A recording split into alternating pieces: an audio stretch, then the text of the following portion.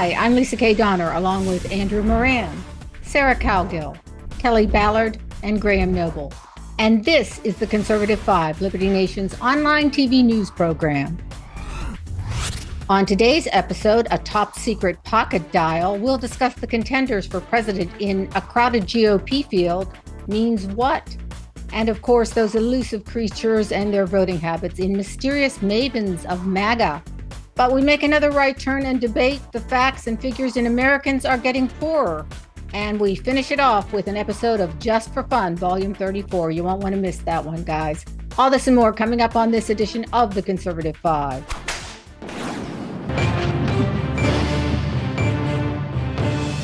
Former President Donald Trump was the lone wolf candidate for a few months, but that's all ancient history now as other qualified candidates toss their hats into the ring.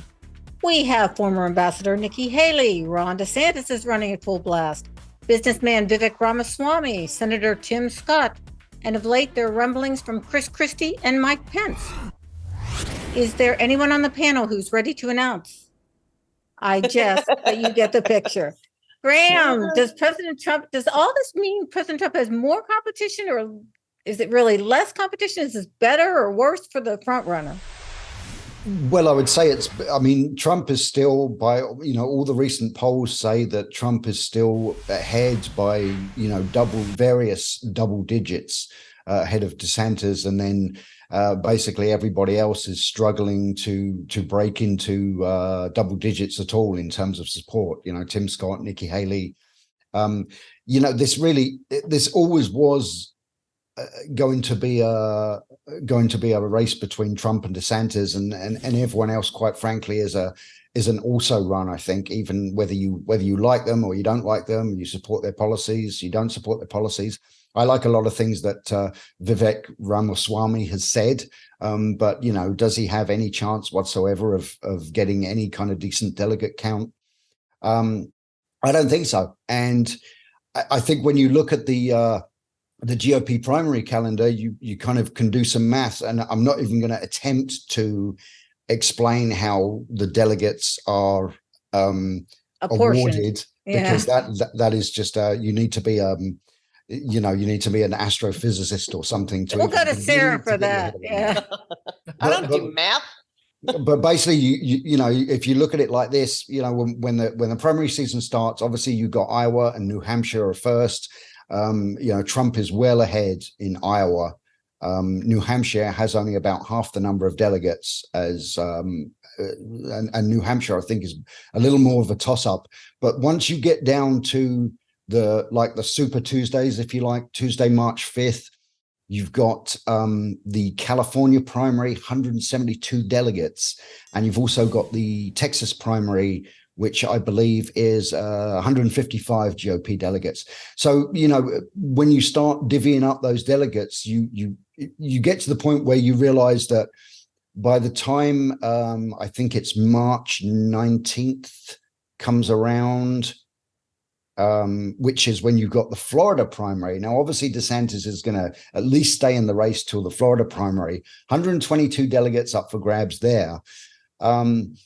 But by that stage, you've got to think that Trump is so far ahead in delegate count, or not so far ahead, but he's enough ahead in delegate count that by the time you get to Florida, DeSantis is going to need to grab all, or definitely a huge share of those delegates in order to even remain viable. So the short answer is I still don't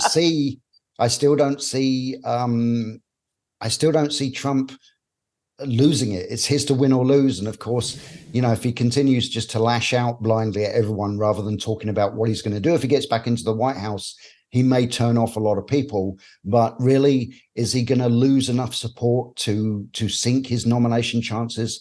Frankly, I don't see that. Well, Sarah, money makes the politician's world go round, and DeSantis has got a boatload of it. I mean, doesn't that count for something? Money does count for pretty much everything. Also, name ID. And DeSantis has made sure that his name is in the national news all the time. And it's not about him running for president. It's about the hinting at the run. That kept people interested for a while.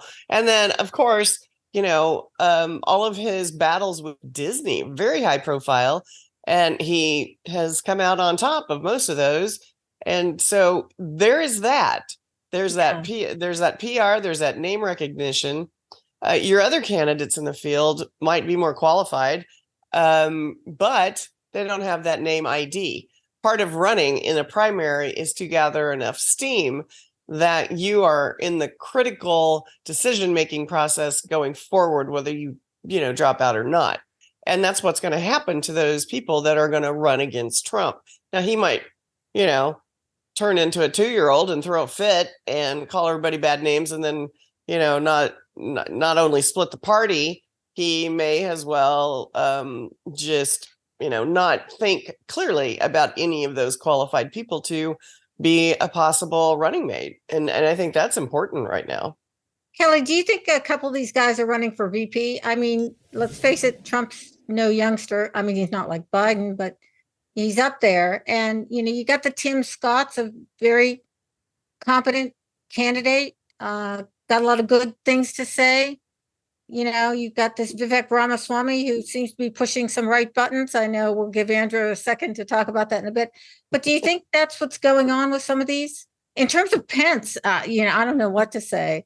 And Chris Christie. You know what? Indiana doesn't like Pence. I can tell you that much. So if his own home state thinks he needs to go sit down somewhere, then he's probably not going to get very far. Oi. You have nothing nice to say about Pence, don't say it at all at this rate. Kelly, I didn't, but other people have. So here's where I interrupt you all and say I think Tim Scott probably is running. He might be a likely candidate for vice president.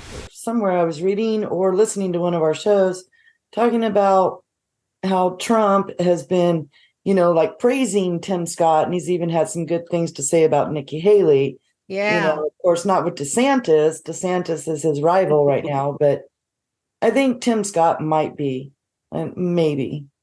Yeah, and maybe Nikki Haley. And what's so bad about that? In effect, go ahead, Andrew. Well, I was going to say, Trump, because he's nice to them right now because they're polling in single digits. Nobody has cracked in the double digits except for DeSantis and Trump. I'm sure if Tim Scott were to, let's say, get to 20% support overnight, he would just tergiversate and completely change his mind about Scott and see how bad he is. You look what he did to Kayleigh McEnany, for example. She was probably one of his best picks in that whole administration, especially during the final year or two. And he called her milquetoast because all she said was that he's leading in the polls by 25%. She cited one poll, as opposed to saying, the later one, which was 34%. So if you dive deeper into the general election numbers, and this is my broader point, sorry, you see that the race is actually tight in the general election between Trump and Biden and Biden and DeSantis. And some polls, and maybe Trump will call me milquetoast as he called McEnany, but Biden's up 3 points on Trump in a latest Economist poll. A Marchetti survey showed that Trump and DeSantis are up 5 and 4 points. A Quinnipiac poll showed Biden beating Trump, but DeSantis beating Biden. So overall, don't rise in the polls because you'll get on Trump's bad side at this rate. Well, that's a good point, but what you're saying is it's not really up to Trump. It's what happens with the other people. And my understanding, Sarah, is that most pollsters say national polls aren't worth warm spit. You got to look at the statewide polls. And you were saying like Pence in Indiana. I mean, who knew that, right?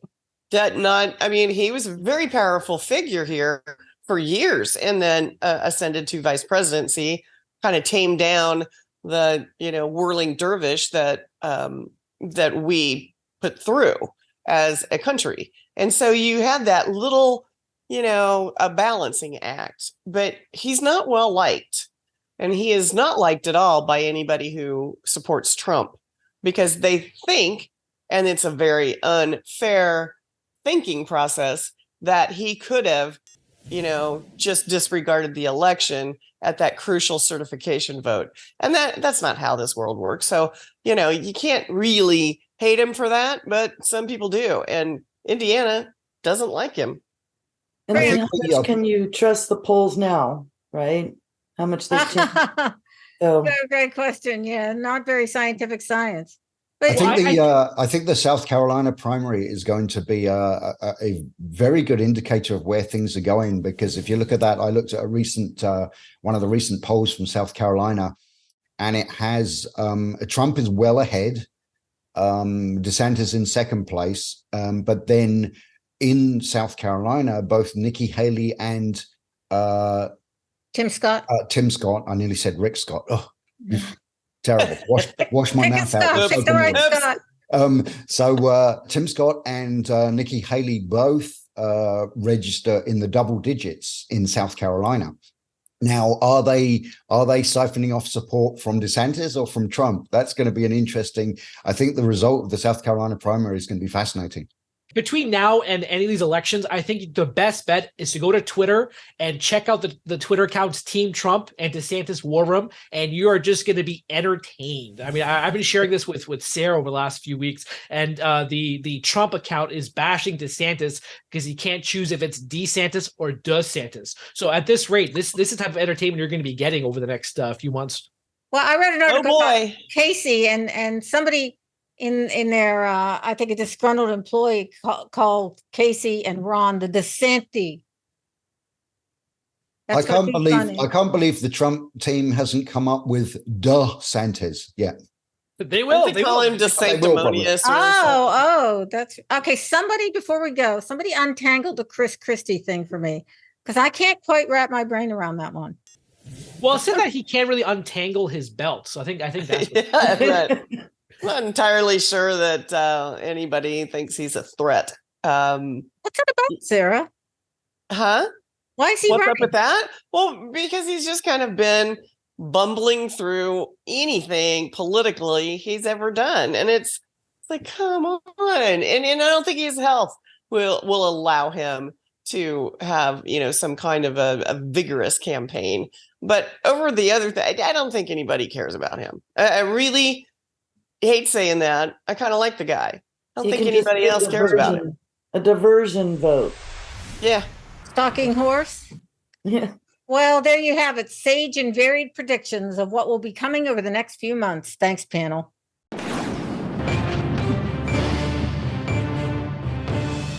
Who are the women who support Trump, and why are they out of the House to begin with? Note sarcasm.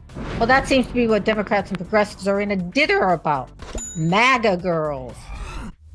Several activist media outlets claim that women supporting Trump are mentally impaired, unstable, narcissistic. Oh, Sarah, do women who support Trump have Stockholm syndrome, or are they just really the ones that are drinking the Kool-Aid? And none of those options are remotely selectable. Okay, so tell us about this Salon article. You wrote about it. Oh, goodness. Well, this, I kind of dove into a bunch of different mainstream and non-mainstream, very far left analysis over the last 7 years, maybe even 8. And it's all about how, women only hear this at the dinner table when their husbands come home at night. And so they don't even know there's another candidate possible. They can't be trusted. They're women who are told what to do. They don't think for themselves, or they're so narcissistic, they just think they're smarter than the liberal women. And Stepford wives, right? Stepford wives. Yeah. I mean, it's widespread. And as somebody who has never had anybody tell them how to vote, nor probably dared to think that's a good idea, it boggles my mind. I don't know any women that they vote because their husband or their brother or their kids tell them to vote that way. I don't know a one. I've lived a lot of places in this country. I don't know one. I know independent, strong women, and that's both sides of the aisle. So I don't understand it, but it is the drumbeat, and yet they want this giant 800-pound gorilla of white women voters to go, oh, call me more names and I'll vote your way. We don't care. Call us anything you want. We've been called all sorts of stuff. So for that to be the premise, to just browbeat us into submission is, well, now who is telling us how to vote? and why. And it just blew me away to read that article. Well, Andrew- Hillary's her camp telling us we're not real women if we don't vote for Hillary. So, Right. It's a bit like the Joe Biden thing, isn't it? That you ain't black. If you've got to decide between me and Trump, you ain't black. If you got to decide between me and Trump, you ain't a woman. They really are hitting hard at women who are conservative. They have long hit hard against women that are conservative, and it's very uncomfortable. And they sort of pinpoint, they even go deeper. And it's not just women who vote conservative, but white women who vote conservative. And they start digging into that. And it's as if every white conservative woman who votes Republican is, doesn't have a mind. Y'all know I go to my pub. I like my pub. Kelly has her own pub too. And I was in one night and I was wearing, my normal, I've been out with the horses cut off sweatshirt and I got a flag on it and shorts. And I'm sitting there having my glass of wine. Shut up, Andrew. You're just weird. And this gal came in with dragging some guy along. I'd never seen them. They were from out of town, but they were visiting somebody in town. And she looked me dead in the eye and went, "Oh, you're a Republican." And I'm like, "I'm not. So why would you say that?" And she goes, "We got a flag on your sweatshirt." And I said, "So if I'm proud of my flag and maybe say the Pledge of Allegiance, then I have to be a brainwashed Trump supporter?" And she goes, "Yeah, that's what I thought." Oh, geez. I'm like, dude. I said, I don't. And then you knocked her out. I don't care what you're wearing. You look a little bit weird to me. That was a Beth Dutton thing happening. Dang city people, they look weird to me anyway. The thing is the progressives refuse to define what a woman is. So I think they got a nerve, kind of insulting any women for voting in any way, because they don't even know what a woman is. So what's it? It doesn't. It's that. Oh, they do when it might contradictions that the progressive left has, where they will say one thing, but then the next day they'll make a comment that completely is kind of cancels out what they were saying the day before. Andrew, can you imagine? They went so far telling as to Sarah, me, or Kelly how to vote. Well, I'm sure if I were married to Sarah, it would be the other way around, and I would have to. I would have to do what she tells me and vote whoever she tells me to vote for. I think that's that is true. And also, there was actually one of our readers, Steve McIntosh, on LibertyNation.com. He's actually told us that when women won the right to vote, there wasn't a caveat that said they had to vote Democrat. So that's And also, one more thing too is that actually The View touched upon this topic the other day. I know Graham loves the show. You're watching The View?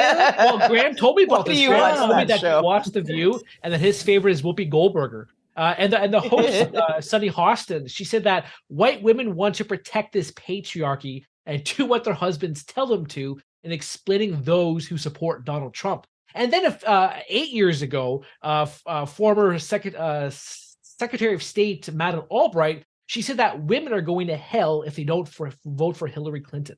So all these people are just absolutely insane that they depict who you are based on who you're voting for. And that's what politics has devolved to these days. And yet they just want all of us silly little girls who need to go home and, who handed us the Constitution? Well, crap, we've been reading that for years. We know what we're doing. And that's, if you really love this country, you got to stay up on stuff. They say that we listen to the menfolk and vote that way. But then the progressives say, well, if you don't vote this way, then you're going to hell. So no matter what we do, we're wrong. I mean, it's like exactly. You're wrong for women. You're wrong. You're wrong for voting the way someone else tells you to. However, we're going to tell you how to vote. Yeah.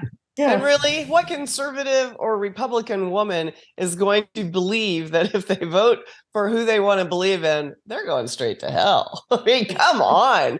This is not, you don't attract Christians that way, that's for sure, because they know better. And it's just, it's not just white women. We are, we all won the right to vote. It doesn't matter what color you are. And both parties have white women and Black women and Hispanic women. They have a multitude of colors and professions, and from your PhD all the way down to your burger flipper or stay-at-home parent. So I don't, you can't pigeonhole that one voter, but they sure do try. But doesn't it come down to policy? I mean, it's really a matter of policy. Conservative women are fiscally more responsible. They're more concerned about what's going on with their kids in school, or I don't want to say more concerned. That's not nice. I'll just say they are concerned about different things than the progressives are, about what our kids are learning in school. When it comes to homeschool, women on the left kind of eschew homeschool. People on the right are, more open to it. I think it comes down to a matter of our intellectual thinking. We have a different set of views on policy. Isn't that right? But Yeah. Sarah told me that That's the voters don't reality. care about policy; they care about personality. Because I made that case a few shows ago, and she said, nobody cares about policy in today's political climate."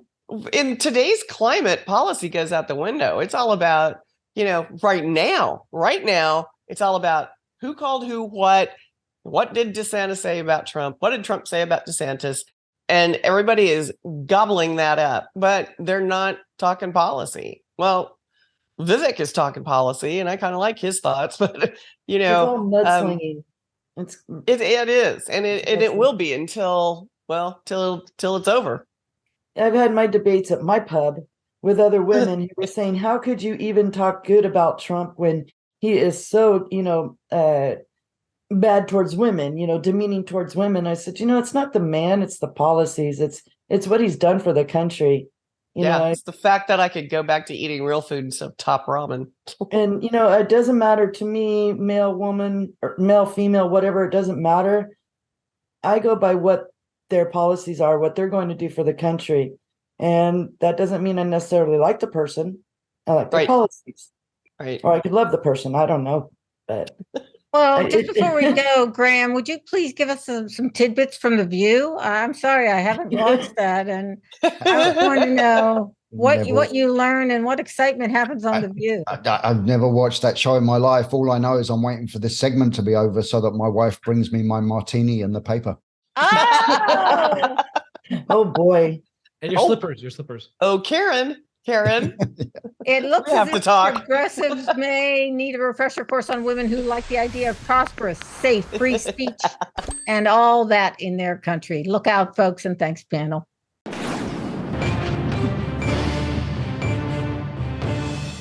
Inflation is too high. Wages are stunted. Our purchasing power has eroded considerably. And if you need a loan to survive, well, your great-grandkids will still be paying it off. Americans are just getting poorer by the hour. Real wage growth has been -0 for 90% of Biden's presidency, and prices for just about everything have risen sharply. How much longer can we keep treading these waters? Kelly, you wrote a story about it, and we're going to go to you, but we're going to start with our economics guru, Andrew. What can we expect? This is really getting bad, Andrew. Before I go into the misery of it all, I'd like to say that I like to tell our audience that Kelly Ballard is replacing me as the economics correspondent. Great work on the econ front. So congratulations. Never. She did a great job on that. Yeah, it was good. It was a good article. Okay, And so then I had to have about 5 drinks to calm down. I couldn't get my brain straight after that. So no. So I'll allow Kelly to go into the nitty-gritty of what she's been reporting on as of late. But the problem of inflation itself is not going away. As the latest numbers show, inflation is coming down at a snail's pace. It's so entrenched. There's so much underlying price pressures occurring throughout the economy. And I think what's typically lost in the political discussion surrounding inflation is that the cost of living is not improving. So the CPI eased below 5% in April from the peak of 9.1% last summer. But all this means that the disinflation trend shows that the prices are still generally rising, but just rising at a slower pace. Even former Fed Chair Alan Greenspan acknowledged this. You still have food price at 8%. You have services inflation at 7%. The recent personal consumption expenditures price index, which is the Fed's favorite inflation gauge, that shows that there's actually a reacceleration in goods inflation too. Because when you saw during the pandemic, there was a shift where there was the rampant goods inflation, then it went to services inflation. Now it's back to concerns that goods inflation is reaccelerating. So overall, the cost of living is not improving. As you said in your opening, wage growth has been absolutely negative for 92% of Joe Biden's presidency. So people's wages are not keeping up. Pandemic era savings are being wiped out, especially among the low income households. So overall, it's hard to show how Biden could tout an economic record in 2024. And typically that would be great for the Republicans because how poor it is. But as we see in the poll, not yet. Kelly, what did you find in your research? Was it pretty much what Andrew was saying? And what are some like specifics, about how people are getting poorer in the United States? Well, there was a survey recently, and it was nearly 90 million people responded that they were somewhat or struggling very difficult, struggling, trying to make ends meet.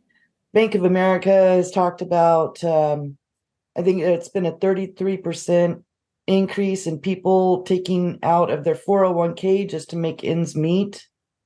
And but their 401k is worth less now, right? So yeah, they're hitting their retirement, trying to survive. What's going to happen in a few years from now when they need that retirement? If everything's going to continue the way it is, prices go up, wages are not. If you want to go to mention about savings has declined, but also you can't blame people for not saving enough for two reasons. One, the cost of living is too high. Their wages are being eaten away by the inflation. Two is that their purchasing power of those savings are constantly eroded. Sure, you may get, if you're, let's say, a major bank and you're getting 0.1% on your rate of return of your savings, that's absolutely pittance. You are seeing a shift going on throughout the banking system because of what's happened with Silicon Valley Bank and the like. But overall, people's savings are being absolutely destroyed by how high inflation is. Yeah, and the banks were trying to say, that the people are saving more, or they were during the pandemic, because they couldn't get out and spend as much. But I don't know, for me, it cost me more because I had to have things delivered. So, Sarah, you are in the center of the country. What's it like there? Oh, it's finally gotten untenable. I know, there's some serious farm wealth around here, and things have gone up so bad, people aren't going out to eat anymore. Nobody's keeping up with what they used to do. 2 years ago, or just a little bit before the pandemic, money was flowing. People were really happy, going out all the time. Bars have shuttered. They've barely stayed open. They've had to readjust how they market and how they, operate. A lot of places are just now booze only, no food.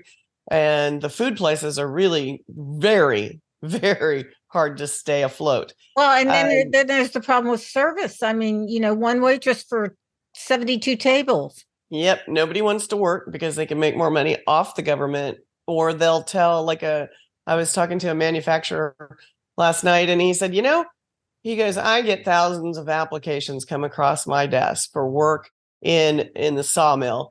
And he said, and they all say, I can't work more than that, or I won't get my benefits. It's like, oh, geez. I have a question about Sarah. When you talk about restaurants and bars, are they selling, because you say they're only selling booze, are they selling Bud Light? Do you know if that's well, that's dropped quite often, in the middle of the country. The good news is people they put up their vegetables, they garden, they have chickens, and that $12 a dozen egg thing is, in the store you might run into that problem, in the chain stores, but you can walk down the street and go, can I have 2 dozen eggs, and you'll pay $6, so. Graham, what's happening down in your neck of the woods? Do you see, are there effects and fallout from this economy? Well, here, down where I live here in South Mississippi, it's of course the wages are generally lower than the kind of medium wage across the country, but also the cost of living is a lot lower than the average across the country. So I have noticed that. Here there's a lot of there's a lot of bars and restaurants here that have closed down or keep changing hands. What somebody mentioned there about staffing is one thing I've noticed is that a lot of the businesses here, they really struggling to get people to work. Even when you go in the grocery store down here, there's, you've got kind of maybe 10 or 12 checkout lanes and never more than 2 of them are open. Yeah. And I'm assuming that's because they can't get the staff. But I don't know. Otherwise, like I said, it's fairly cheap to live here. So it from what I know, the people that I kind of hang around with, they're not. I mean, yeah, everyone is kind of acknowledging the fact that things are getting pretty tight, but down here, people are still going out to the bars. They're still kind of enjoying themselves. But certainly the labor issue is the thing that I've noticed most down here. Yeah, we have just alcohol places don't suffer that much because people are depressed and tired, and they're going to go to the pub and have a drink. Yeah. They will not go up the street and have a $12 bologna sandwich, but they'll have a drink. Well, we go to the local pub once a week with our kids, and what we've noticed is every week it's a new waitress in training. Mm-hmm. So it's like they can't keep the help, and I'm thinking that has something to do with the wages as well. Anyway, we all feel the negative effects of Biden administration policies. Just try buying a car. We'll keep you in the loop when it looks like there is going to be change for the better on the horizon. Thanks, panel.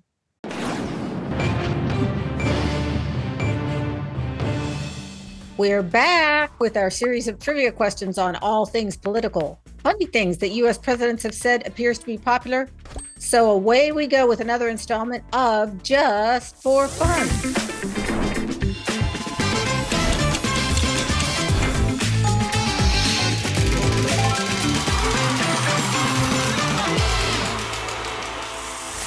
Our senior political analyst and my darling husband has culled together another crazy group of questions for today's episode.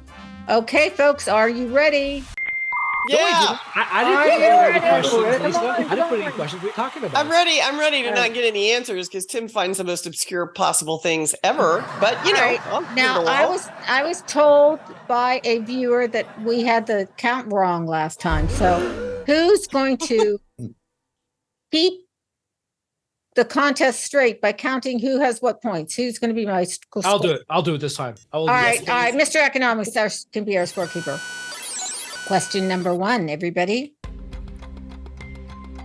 Being president is like, no, I'm sorry. That's the wrong one. Oh, Joe Biden. That was a good one. I just want to see if you're paying attention. Quote, you know nothing for sure except the fact that you know nothing for sure. Was that A, Lyndon Johnson, B, John F. Kennedy, C, George W. Bush, or D, George H.W. Bush? John F. Kennedy. W. You are correct, Graham. Ding! That's impressive that you got that. You must have known that. Mm-hmm. Okay. Number 2. I know words. I have the best words. Donald Trump. Wow, we got a smart group this time. Smarty All pan. right. They are smart people. That's impressive. See, I would have, if it wasn't just presidential quotes, I would have thought that would have been Kamala Harris. Okay, number 3. The 10 most dangerous words in the English language are, quote, Ronald Reagan. Yeah. Reagan. Yeah. Well, let me I'm from the government and I'm here to help. Here to help you. Yes, very good. Sarah, what do you say we go for a drink? Yeah, no. Okay. Oh. Sarah. Okay. Bleep her. Bleep that woman. Dang. Number 4. Quote, people say I'm indecisive, but I don't know about that. Was that A, George H.W. Bush, B, George W. Bush, C, Jimmy Carter, or D, Gerald Ford? Jimmy Carter. Clever. Jimmy Carter. Somebody back in the day would have to say that. Ford. I'm going to say Ford. People say I'm indecisive, but I don't know about that, girls. You want to take a stab? I said Ford. Yeah, that's what I was thinking. I don't know. George H.W. Bush is the answer. And Oh, good grief. It really does sound like him. Is this the checkout counter? Wait, I didn't, I don't Mr. like broccoli. Mr. No sense of humor whatsoever. I'm surprised he managed to come up with that one. Yeah. Okay, so that was number 4? I think Yes. that was. Yes. Number 5. Okay, I make sure not to get the paper in the shot. Here we go. Or I'll get beat up by Frank. Number 5. Politics, quote, politics is supposed to be the second oldest profession. I've come to realize that it bears a very close resemblance to the first. Ronald Reagan. Correct.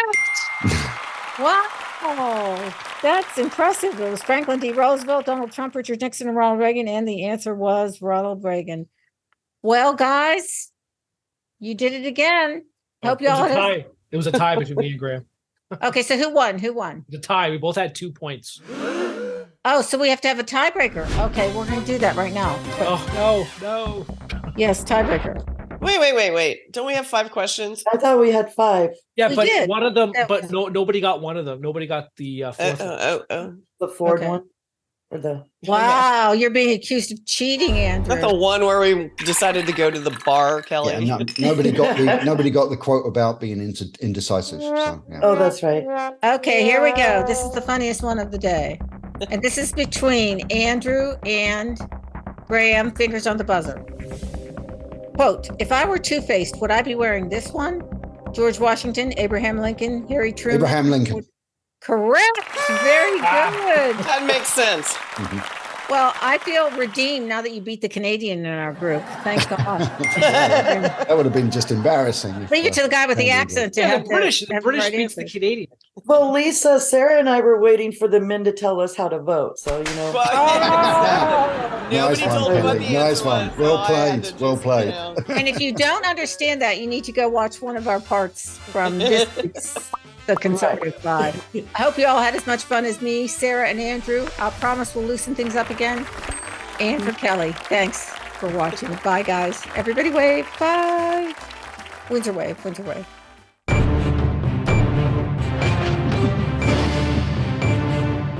That's it for our Conservative 5 panel today. Check out our other C5 shows and segments on your favorite video platform. YouTube, Vimeo, Rumble, we're on them all. As well, Liberty Nation has its own Roku channel where you can see all of our TV productions. Thanks for tuning in. And remember, surf on over to libertynation.com. I'm Lisa K. Donner, Editor-in-Chief. Thanks for tuning in today. This has been a production of libertynation.com, where truth matters.